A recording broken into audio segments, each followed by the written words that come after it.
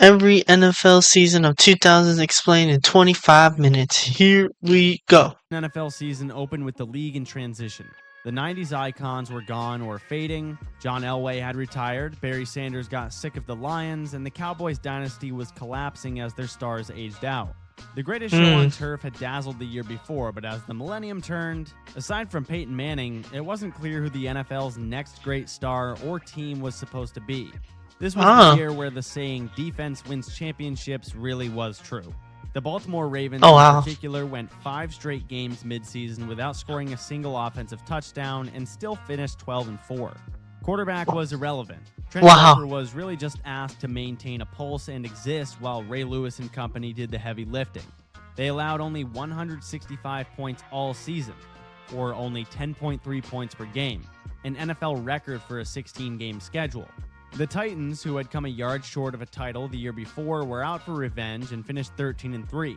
In the AFC West, the Raiders were back from the dead with Rich Gannon slinging the ball and John Gruden at the helm as one of the game's best offensive minds.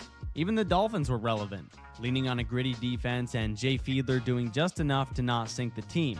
Over in the NFC, the Dolphins were that good too? The Vikings started 7-0 behind Dante Culpepper's breakout and Randy Moss catching touchdown bombs on a routine basis, but the wheels fell off in December.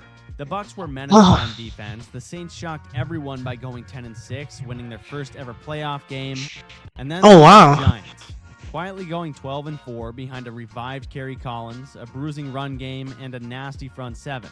In the playoffs, the Ravens plowed through Denver, Tennessee, and finally the Raiders in the AFC title game, roughing Rich Gannon early and beating Oakland into submission. The NFC Championship was something else entirely, a 41-0 demolition job as the Giants embarrassed the Vikings in one of the strangest, most lopsided games ever played that deep into January. And Super Bowl 5 was also a massacre. One of those awful games like Super Bowl 48. The Giants' offense did nothing. Their lone touchdown came on a kick return, immediately followed by a Baltimore kick return touchdown of their own. The Ravens dominated 34-7 in a game that looked over by the third quarter.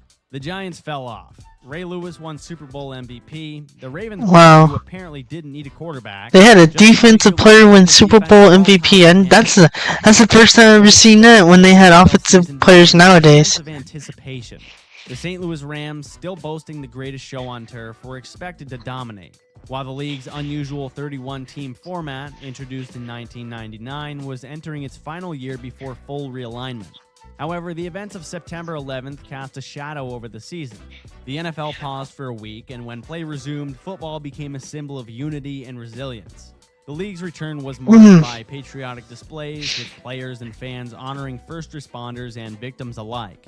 But the Rams lived up to expectations, finishing 14-2 with Kurt Warner leading the league in passing yards and earning MVP honors. Marshall Faulk continued to be a dual threat, securing the Offensive Player of the Year award. In the AFC, the Pittsburgh Steelers emerged as a powerhouse, finishing 13-3 with a dominant defense. Yet the most compelling story unfolded in New England. After starting quarterback Drew Bledsoe suffered a serious injury in Week 2, unheralded backup Tom Brady stepped in. Under head coach Bill Belichick's guidance, Brady led the Patriots to an 11th. This is where the dynasty happened. Poise and efficiency. But the playoffs brought drama and controversy. In the AFC division, it was fumble. The Patriots faced a fumble in the snowstorm in 5. Tom Brady said it. With under 2 minutes remaining and trailing by 3, Brady appeared to fumble after a hit by Charles Woodson. However, officials invoked the obscure tuck rule, ruling it an incomplete pass. The Patriots retained possession, tied the game with a field goal, and then won it in overtime. This game, later dubbed the Tuck Rule game, became a pivotal moment in NFL history. In the NFC, the Rams continued their dominance, while the Chicago Bears surprised many by finishing 13-3 under Coach of the Year Dick Jauron. And the playoffs culminated in Super Bowl 36, where the underdog Patriots faced the Rams. Employing a strategic game plan, the Patriots' defense stifled the Rams' high-powered offense. With the game tied in the final minutes, Brady orchestrated a drive that set up Adam Vinatieri's game-winning 48-yard field goal as time expired.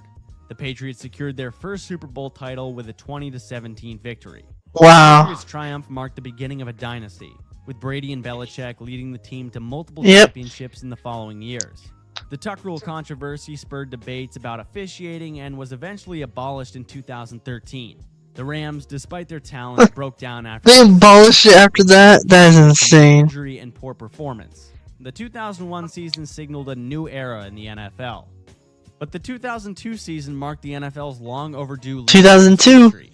The league officially expanded to 32 teams with the arrival of the Houston Texans, prompting a full alignment into 8 4-team divisions. It was a clean slate, and every division now had a proper rival setup. And the playoff format was updated to reflect the new structure. But while the league map got organized, the season itself descended into disorder. There were only 2 or 3 really good teams. Other than that, mostly parity and surprise contenders rising out of nowhere. It felt like every team had flaws, and the Super Bowl matchup was going to be somewhat random. But let's start in the NFC South. Well, yeah, A brand it's new good division then. where the Tampa Bay Buccaneers, under new head coach John Gruden, combined a Hall of Fame defensive core with an offensive genius. Gruden had been traded from the Raiders to the Bucs in one of the weirdest coach for pick swaps ever. I know, that was weird. The Bucs defense was hell on wheels. Warren Sapp, Derek Brooks, who won Defensive Player of the Year, Rondé Wow. Barber, and John Lynch. On offense, Nah, that's actually insane. but he was good enough, which was all they needed. Tampa finished 12-4 and won the South handily. At least you have a good enough quarterback that can help this team to win the Super Bowl. Raiders. He threw for nearly 4,700 yards on his way to the MVP award. And the Raiders were one of the few offenses that looked like it had a plan. They earned the number 1 seed and looked poised for a long run, until they saw what was waiting at the end. The rest of the league was wild. The Eagles took the 1 seed in the NFC. The Jets started 1-3, benched Vinny Testaverde, and then rode Chad Pennington to a division title. The Falcons What the hell? behind a 22-year-old Michael Vick. Bench quarterback came in and said, I got this. Their first ever home playoff loss. The Giants blew Wow. a massive lead in the wild card round against the 49ers in one of the craziest comebacks in postseason history. And Wow. The Steelers were patching together quarterback with Cordell Stewart and Tommy Maddox. Sound familiar? But in the end, it came down to Gruden versus his old team. Super Bowl 37 was expected to be close. The Raiders were actually favored. But Gruden had basically installed the Raiders offense in Oakland and still knew all of their calls. I know, he's like, I feel like he's the one that knew everything about the Raiders offense from last year. So it's like, you trade away your coach that pretty much established this whole offense to pretty much trade away your whole coach, and then all of a sudden play with the defense he has that has Warner Sapp, Dale Brooks, and John Lynch on the defensive side, and you said, yeah, let me do that, and then all of a sudden he literally shut up the Raiders established offense that he made last year, dude. That's the point. It's weird. That was one of the weirdest trades I ever seen from one of the Raiders, dude. I don't know what the Raiders were thinking on this kind of things, dude.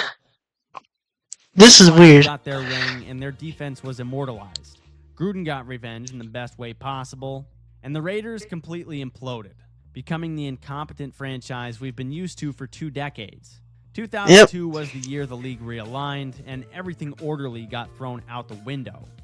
But in 2003, certain teams were starting to separate themselves.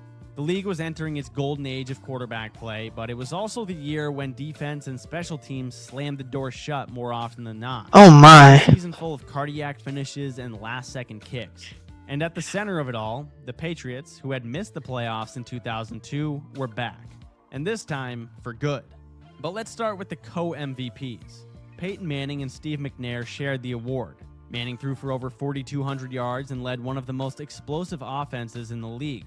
Wow. McNair, battling through injuries, gutted out the pain and carried the Titans to 12 wins.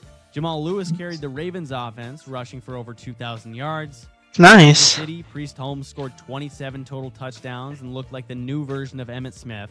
The Chiefs started 9-0, but their defense couldn't stop a nosebleed. In Green Bay, Brett Favre dealt with the passing of his father, then delivered one of the most emotional performances ever, throwing 4 first-half touchdowns on Monday Night Football against the Raiders in a game where he quite literally played like a man possessed. Meanwhile, the Panthers were quietly building something terrifying in Carolina. They won 7 games by 3 points or less and became appropriately nicknamed the Cardiac Cats. Jake Delhomme had taken over for Rodney Peete mid-game in Week 1 and never looked back. Steven Davis and a young Steve Smith Sr. carried the offense, And their defense, led by Chris Jenkins, was an above-average unit. In the AFC, Wow. the Patriots were back with a vengeance. After going 9-7 in 2002, they began the season 2-2, but did not lose again. Tom Brady earned some MVP votes for the first time. Their defense was the best in the league, and Adam Vinatieri was a sniper. The playoffs gave us... Yeah, Adam Vinatieri was a sniper for real. The Titans edged the Ravens in a barn burner. The Panthers beat the Rams in double overtime on a walk-off 69-yard Steve Smith touchdown, and the AFC title game was a Brady Manning showdown. New England 24, Indy 14. Manning threw 4 picks and was schooled by Belichick's defense. That's not good. Patriots-Panthers. A gritty defensive first half turned into an all-time fourth quarter. They combined for 37 points in the final 15 minutes. Vinatieri, of course, ended it with a game winner from 41 yards out with 4 seconds left to make it Patriots 32, Panthers 29. The Patriots were officially building a dynasty. Jake Delhomme became a household name, and the Brady-Manning rivalry was just beginning. In 2004, the NFL had fully embraced the quarterback era. I remember the Peyton Manning versus Brady when it was Brady still on the Patriots, and now it was when Peyton was on the Broncos, and this is where Peyton was beating Brady this time. This was insane. The matchup between these two, and then I would go back and watch the clips about Brady versus him. There you go. Let's look it up.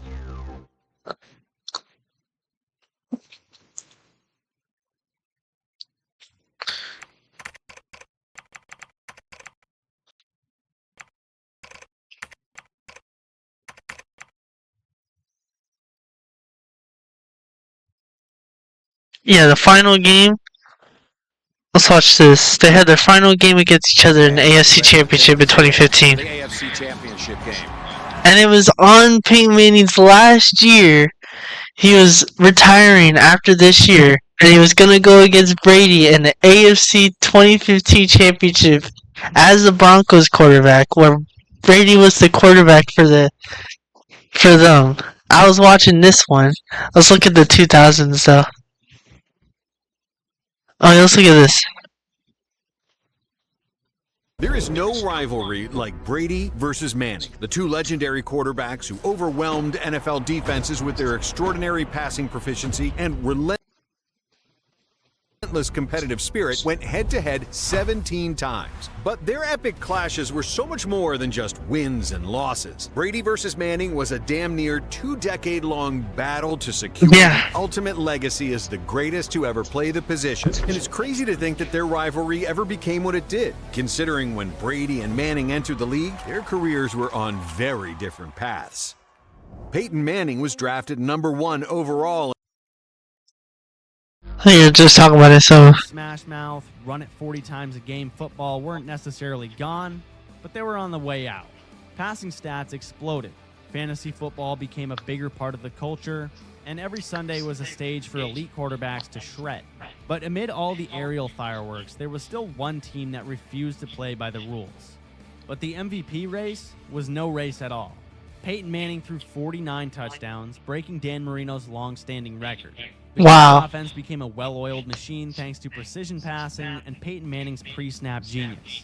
Reggie Wayne, Marvin Harrison, and Brandon Stokely all had over 1,000. Bro had Marvin Harrison, Reggie Wayne. After 3 straight NFC Championship losses, Donovan McNabb finally got the superstar receiver to put them over the top. Terrell Owens, as polarizing as he was, changed. Yeah.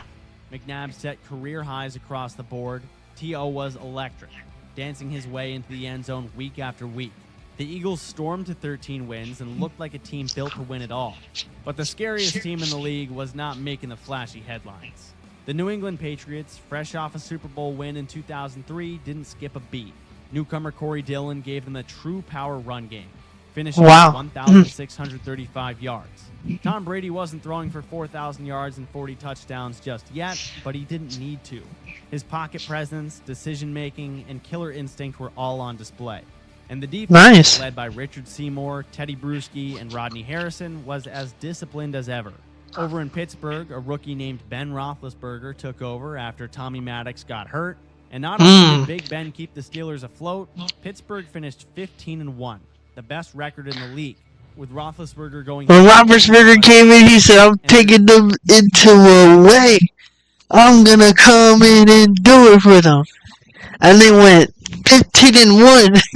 Defense was This is 2004. allowing the fewest points in the entire league.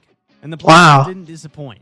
The Patriots, I mean, come on. If you got Troy Polamalu right there in your freaking way, you know you're gonna get the least fewest points. You're gonna get the least fewest points, and they're gonna on you. And again, holding the record-setting Colts to only 3 points in the AFC divisional round. The Eagles rolled through the NFC, and in the AFC title game, the Pats handed Big Ben his first loss in a 41-27 beatdown. Sheesh. Had drama. Terrell Owens, for all that's in Jacksonville, proved his heart, playing on a broken leg and catching 9 passes for 122 yards. And playing on a broken leg and still went out there, dude. I don't know how you can go out there, go play football and be like,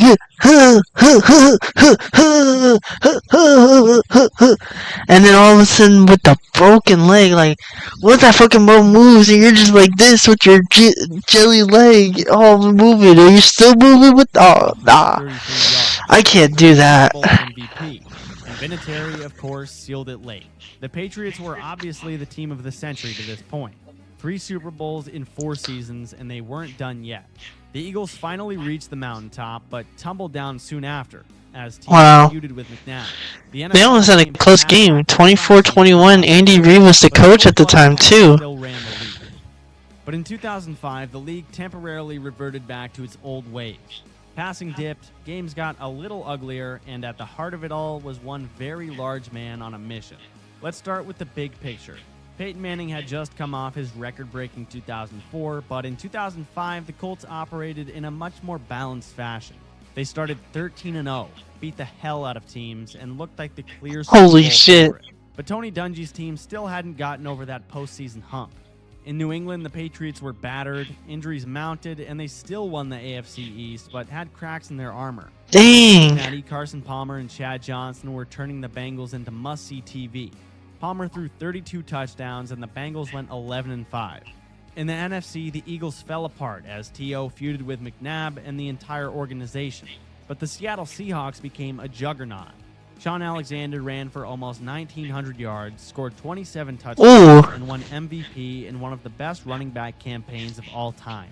Matt Hasselbeck played the cleanest football of his career, and their offensive line... Wait, is this when they had running backs win the MVP for the first time? The Seahawks earned the top seed in the NFC at 13-3, but the Steelers went about the season a little differently. They barely made the playoffs, finishing 11-5 and getting in as the number 6 seed. Roethlisberger missed time with knee issues. The offense was solid, but the defense was still an elite unit, and they had a clear mission to get Jerome Bettis to the Super Bowl in his hometown of Detroit. And so the run began. They beat the Bengals in the wild card after Carson Palmer tore his ACL on his first pass attempt. Then they beat 14-2 Colts in Indy in a game that included Roethlisberger's game-saving ankle tackle after a near-fatal Bettis goal line fumble, capped off by the Mike Vanderjagt shank. After that, they went to Denver and crushed Jake Plummer's Broncos in the AFC Championship. Over in the NFC Championship, the Seahawks smoked Carolina, so we got Pittsburgh-Seattle in Super Bowl 40, which was a weird, flag-heavy game where the referees became part of the story. Big Ben scored a questionable touchdown, and Hasselbeck got flagged for a textbook tackle. And the Seahawks but the Steelers hit the plays when they needed them. Antoine Randall threw a touchdown to Hines Ward on a reverse pass and closed. Ward won MVP, and Bettis finally held the Lombardi in Detroit. The Steelers became the first 6 seed to win it all. Bettis retired on the podium, and the officiating controversy became a permanent part of Super Bowl lore.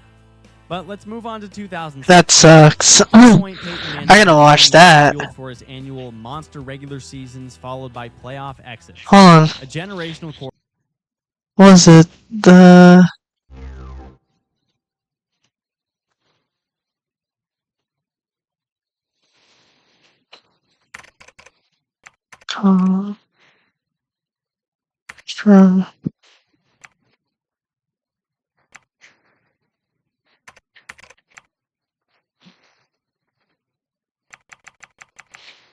The Super Bowl.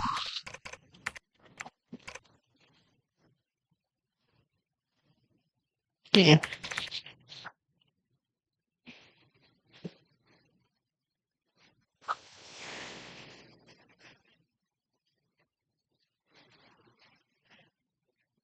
Let's see.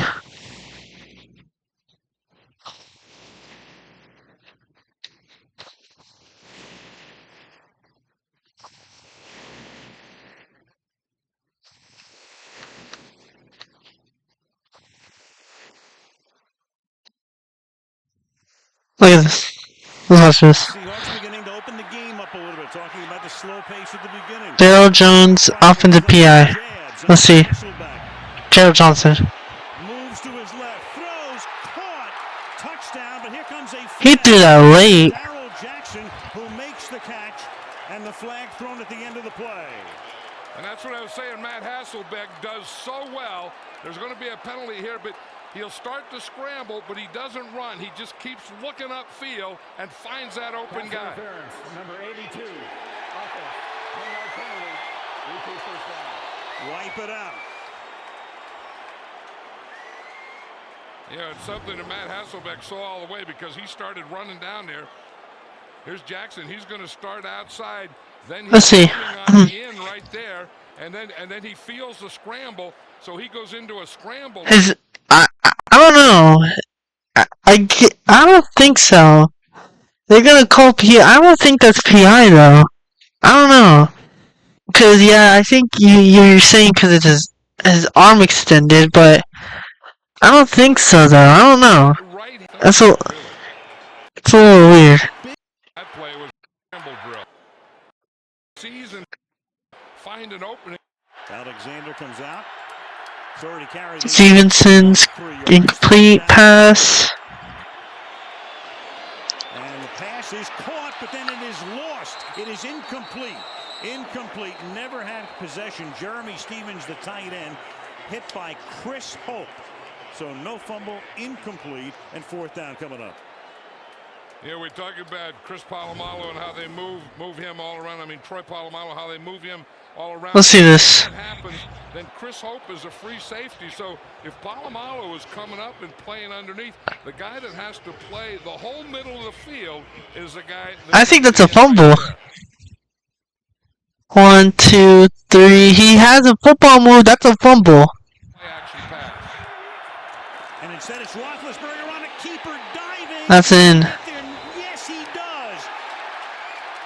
The linesman came in. It looked like he was going to spot it. Then he came closer, and Roethlisberger is able to score the touchdown on the 11th play of the drive. Yeah, I think the way the Seattle defense hit Let's see this one. down play, I think they had to come up with something like this, where you give them the tailback, you give them the fullback, and then you let the quarterback make the play for you. And a reviewable play, if Mike Holmgren's coaches upstairs tell him that they want this to be challenged, you can challenge this play. You take a look. Does the ball? Oh, it didn't even cross the fucking goal line. That didn't even cross no goal line, dude. He's short by inches. Because we're just inside 2 minutes. Just inside the 2-minute warning. Oh my god. They really got bailed out the Super Bowl. I like how they had the review timer. 1 minute and 8 seconds. They had a review timer for how long it would take for the reviews. That's good. They should do that for this year's, dude. After reviewing the play, the ruling on the field stands. Touchdown. Whoa!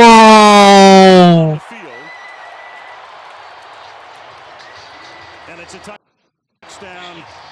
And I wonder why I feel bad for that coach of Seattle and wonder why he retired, dude.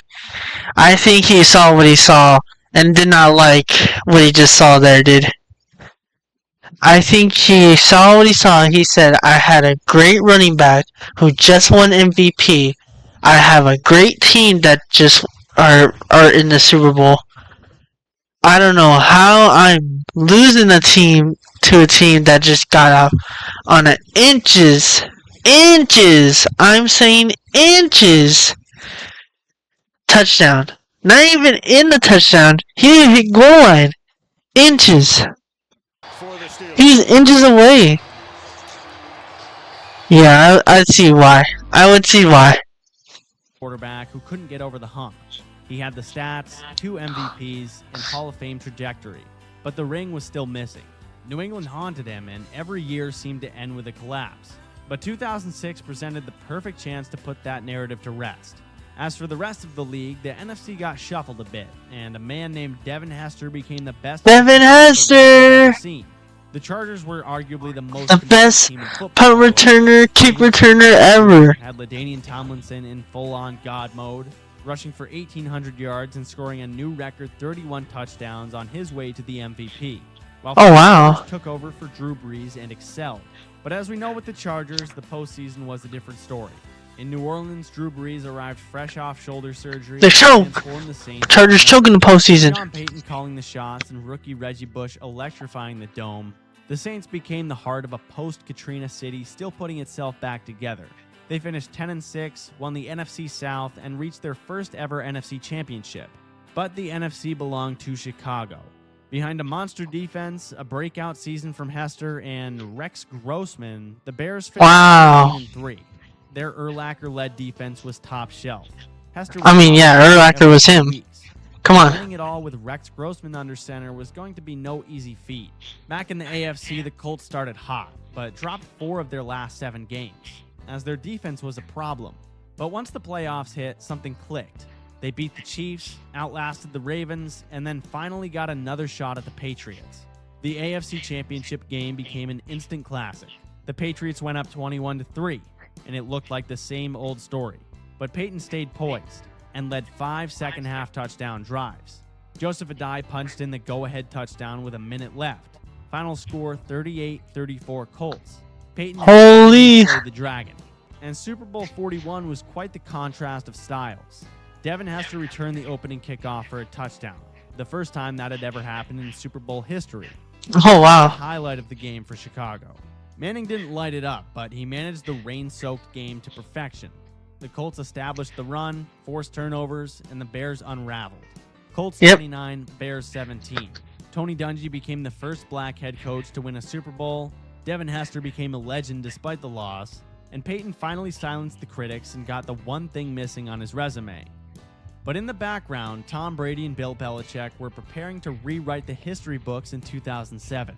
After spotting a hit in Week 1, the Patriots took it personally and decided to humiliate the rest of the NFL. In the offseason, the Patriots had added Randy Moss, who had spent the last 2 years buried in Oakland, and Wes Welker, a quietly ascending slot receiver imported from Miami. That duo, with Brady at the helm, became unstoppable. Brady threw for 50 touchdowns, and Moss caught 23 of them, both NFL records at the time. They finished the regular season 16-0, becoming the first team in NFL history to do that. Along the way, they put up scores of 48, 49, 52, 56, and beat the reigning champion Colts on the road. Their fourth Super Bowl of the decade looked almost automatic. In the NFC, the Cowboys went 13-3 behind Tony Romo, Terrell Owens, and a loaded roster. Up in Minnesota, rookie running back Adrian Peterson broke the single-game rushing record with 296 yards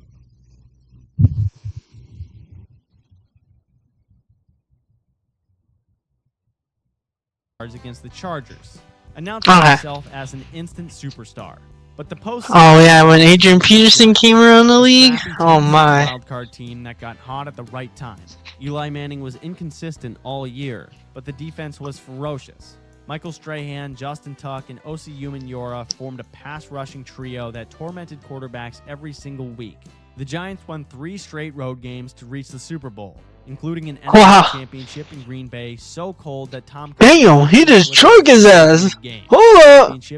Back up, boom! He's in the back! Threw a crushing interception in overtime. Giants 23, Packers 20. And the script... The best team of all time versus the team that barely made the playoffs, but had actually almost taken them down in the final week of the regular season. And in Super Bowl 42, the Patriots, averaging 37 points per game, were held to just 14. The Giants' defense battered Brady all night. And then, down 14-10 with a minute left, Eli Manning became a legend. On 3rd and 5, he escaped what should have been a sack and threw a... This man literally was getting tugged on, dude. Moments later, He was literally getting tugged on. The end zone. Giants 17, Patriots 14, and the undefeated season was dead. The Giants pulled off the greatest upset in NFL history. The helmet toss became written in history, and Eli, forever polarizing, joined his brother by getting a ring of his own. The Patriots' quest for perfection collapsed in the final minute, and things would take an even more somber turn. That was insane. Where the league's biggest star tore his ACL in Week 1, an 11-win team missed the playoffs, and a 37-year-old quarterback who was considered the backup in the offseason nearly won it all. Let's start with the gut. Wow. Tom Brady, fresh off a 50-touchdown season, tore his ACL 7 minutes into the season opener. Just like that, the Golden Boy was out, and the reins of the juggernaut were thrown into the hands of Matt Castle, a backup who had not started one game since high school. Somehow, he led the Patriots to 11 wins, but they still missed the playoffs in a stacked conference. The AFC East came down to tiebreakers, and the Miami Dolphins, led by Chad Pennington and the suddenly unstoppable Wildcat formation, took the division crown. Peyton Manning added to his legend, winning his 3rd MVP, and this was also the year Brett Favre joined the Jets after his messy Packers divorce, allowing Aaron Rodgers to finally take over in Green Bay. Meanwhile, Big Ben and the Steelers were back at it once again. Their defense, led by Troy Polamalu and Defensive Player of the Year James Harrison, was one of the that man's fearful, bro. He feared no one. He feared no one. Caught fire. He and Larry Fitzgerald dragged Arizona. Damn, look at Larry Fitzgerald as a young man, bro. Franchise's best seasons ever. With Kurt Warner. Led the Falcons to an 11-5 season in the post-Michael Vick era. Oh yeah, this is when they got Matt Ryan. D'Angelo Williams and Jonathan Stewart. And the Vikings. Jonathan Stewart, man. Watched Adrian Peterson lead the league in rushing yards and carry the team to a 10-6. These sirens, people, man. It sucks for the people, man. It sucks. We're in 2008 now. Finish. But the Super Bowl was between Peterson. The Steelers and the Cardinals, and it delivered perhaps the greatest ending in NFL history. First came James Harrison's 100-yard pick. Oh yeah, this is the Super Bowl history. Yeah. And Larry Fitzgerald responded with a slant. The best Super Bowl game ever. I heard everybody talked about. The Cards might have it in the bag, but Roethlisberger had one more drive. 8 plays, 78 yards, and one impossible throw. Nice throw. To end the game, that was a nice-ass throw to him. He had both feet in, dragged it in, and just toe-tapped that. And give me that. Got their 6th ring, more than any other franchise. Holmes won MVP, but Warner and Fitz fell just short in an epic showdown where nobody knew who'd be standing until the final toe tap. But in 2009, the decade... I think that was the best. Brett Favre and Peyton Manning battling for the throne. The game was more quarterback-driven than ever, and yet the biggest moment of the year came on a special teams play that no one saw coming. It was the year of redemption for New Orleans and the year of revenge for Brett Favre. Let's start in New Orleans. It was not the good year for Favre. A franchise famous for fans in paper bags and losing seasons. But in 2009, that would change. Drew Brees threw for over 4,300 yards and 34 touchdowns. Wow. Peyton was one of the best play callers in the game, and the Superdome was deafening. The Saints started 13-0 and had the league's top offense. Up in the cold, dark north of Minnesota, Brett Favre came out of retirement once again, this time wearing purple just so he could get back at the Packers. At 40 years old, he was as good as ever, throwing 33 touchdowns and leading the Vikings to a 12-4 record. He went 2-0 versus Green Bay, and it looked like he... Mo said, fuck the Packers. I'm going to get your asses back, going back to Minnesota. Dude, that is insane, bro. You're in, Brett. Meanwhile, was still Peyton Manning. He led the Colts to a 14-0 start before they controversially punted the final 2 weeks. Dallas Clark. 4th MVP and had a receiving core of Reggie Wayne, Dallas Clark, and a breakout Pierre Garçon. They looked like the best team in the league, and the playoffs were electric. Favre torched the Cowboys, then lost a war to the Saints in the NFC Championship. Wow. The Saints were basically trying to end his life, and he threw a brutal interception with the game tied and seconds left in regulation, allowing New Orleans to win in overtime and advance to the Super Bowl. In the AFC, the Colts walked through Baltimore. That was insane. and that set the stage for Super Bowl 44, Saints versus Colts. Manning started hot. The Colts went up 10-0, but then came the ambush. Sean Payton opened the second half with a surprise onside kick, flipping momentum and shocking the world. From there, Brees picked the Colts defense apart before the dagger, which came in the form of a 74-yard Tracy Porter pick six. Oh, wow. The perfect season ended in disappointment, but Brees lifted his son during the confetti after the Saints ended the decade with their first Super Bowl win in franchise history to help the city of New Orleans. Thank you for watching. And that was after the whole video, Hurricane Katrina thing, dude. That's nice. They did a good job to win that after that happened. That was good. That was good. Drew Brees did good that year, too. Defense was a great year when they had that whole, bounty gate. So, yeah, they did good that year. They did really good. Every NFL season of the 2000s explained in 25 minutes. That was a good one. Very good one. Oh, I should have watched 1990s. I'll watch that. I'll watch that later. Because that gotta be insane. Alright. Yeah, that was a good video right there. I like that a lot. Thanks for that, Kai the Beach Kid. That's a nice one. I'm gonna like this video. Alright. See you on the next one.